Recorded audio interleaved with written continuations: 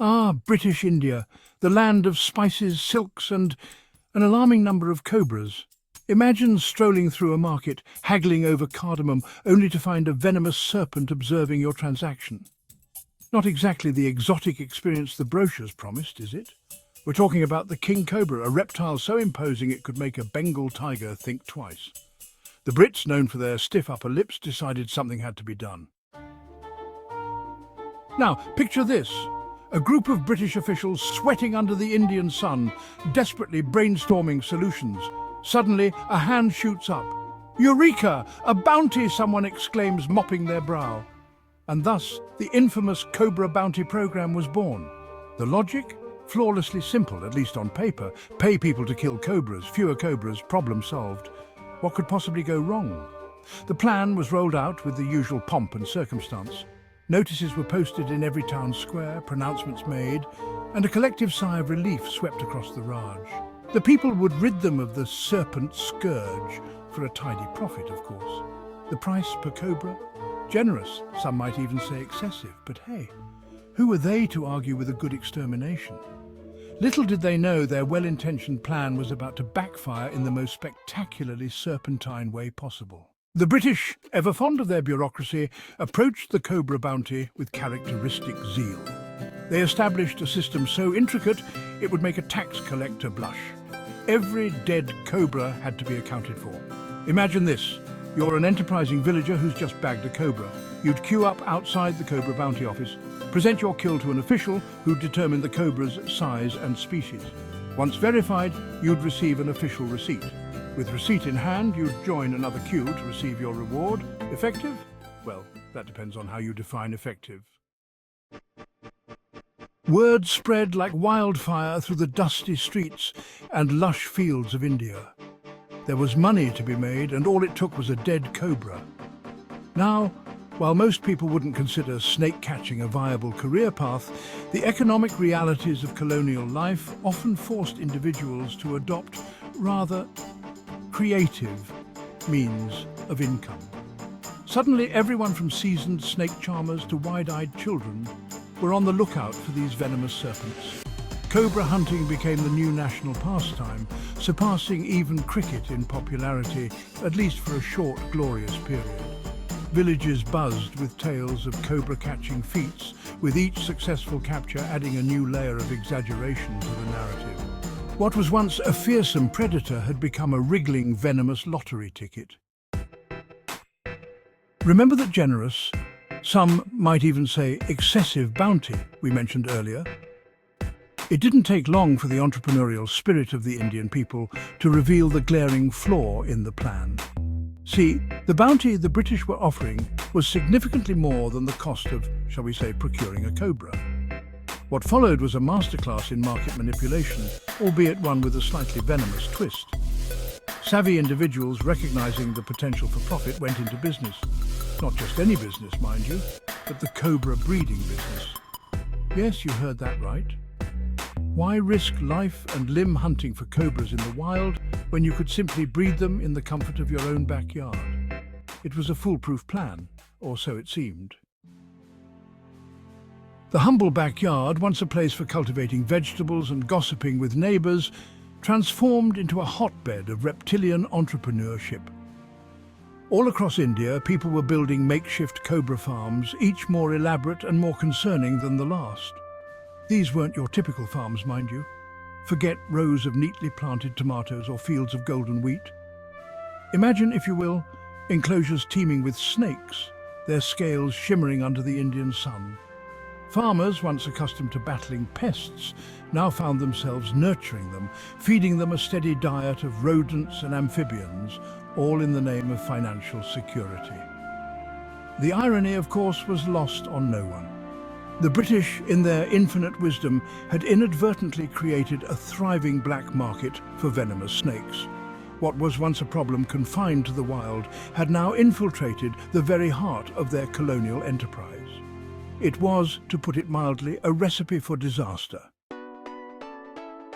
As with any successful venture, competition in the cobra breeding market grew fierce. What started as a cottage industry quickly escalated, with some enterprising individuals scaling their operations to almost industrial levels. These weren't your friendly neighborhood cobra breeders anymore. These were cobra barons, captains of the reptile industry, overseeing vast, well-organized operations. They employed teams of snake handlers, each more fearless, or perhaps foolish, than the last. Tasked with milking venom, collecting eggs, and ensuring a steady supply of healthy venomous cobras ready to be cashed in for a tidy profit. The British, blissfully unaware of the serpentine monster they had unleashed, continued to pat themselves on the back for their effective policy-making. Little did they know, their coffers were funding an industry that would make even the most seasoned black marketeer gasp. The Cobra effect, as it would later be known, was in full swing. A snake in the garden? The bounty backfires spectacularly. The chickens, as they say, were about to come home to roost, and these chickens were quite venomous. The British administration, drowning in a sea of dead cobras and facing a rapidly depleting treasury, finally realized the error of their ways. Remember that intricate system for documenting every dead cobra? It had become their undoing.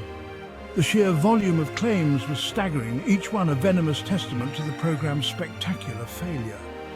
The authorities, faced with the undeniable evidence of their folly, were forced to admit defeat. The Cobra bounty program, once hailed as a stroke of genius, was abruptly terminated. The news spread faster than a mongoose in a cobra farm, leaving a trail of confusion, anger, and a whole lot of newly worthless snakes in its wake. Operation Cobra Drop, when life gives you snakes.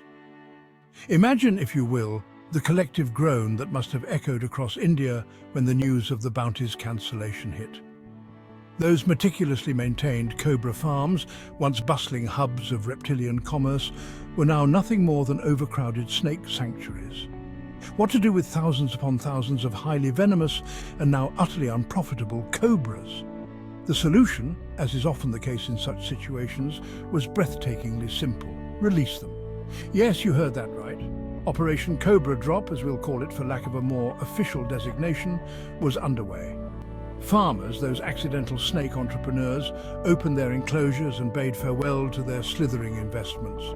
Cobras, sensing freedom and perhaps a bit miffed about the abrupt change in their living arrangements, slithered off into the sunset, eager to rejoin their wild brethren. Little did anyone know this mass exodus of captive cobras was about to turn a bad situation into a full-blown serpentine crisis. From bounty to burden, the Cobra Legacy. The cobra population, already a cause for concern before the ill-fated bounty program, exploded.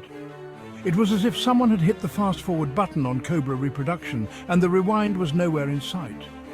Cobras, no longer confined to farms or hunted for profit, were everywhere. They turned up in gardens, temples, even the occasional teacup, much to the dismay of the British and the terror of the local populace. The irony, of course, was as thick as a python in a pie shop. The British, in their attempt to control the cobra population, had inadvertently multiplied it. It was a classic case of unintended consequences, a lesson in how even the most well-intentioned plans can go spectacularly and hilariously wrong. Lessons not learned. The enduring bite of the Cobra effect. The Cobra effect, as this fiasco came to be known, became a cautionary tale. A parable whispered in the halls of government and recounted with a mixture of amusement and disbelief. It serves as a stark reminder that solutions, especially those cooked up in the heat of the moment or the sweltering Indian sun, often have a way of biting back harder than anticipated. The British, despite their penchant for meticulous record-keeping, seemed to have missed the memo on this particular occasion. Perhaps it was the heat, or maybe just a touch of imperial hubris. But whatever the reason, their attempt to outsmart the Cobra backfired spectacularly. The lesson, dear viewers, is this. When faced with a problem, especially one involving venomous snakes, it's always best to think twice, thrice, even 4 times before resorting to seemingly simple solutions. Because more often than not, those solutions have fangs and they're not afraid to use them.